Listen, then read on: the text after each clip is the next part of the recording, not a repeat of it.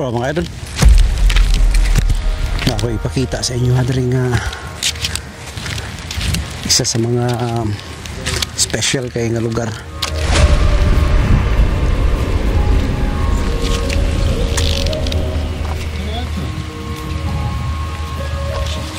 Kabay. Hindi na ko ma-imagine mga idol ba nga million years ago na ay dinosaur nga ni tunog aning dapita ug nakahimo siya kanang footprints na hantod karon makitaan gyapon nato. So amazing kay siya nga kuan jud nga view. Imagine nimo nga diri sa unang panahon daghan og mga dinosaur nga naglakaw-lakaw diri.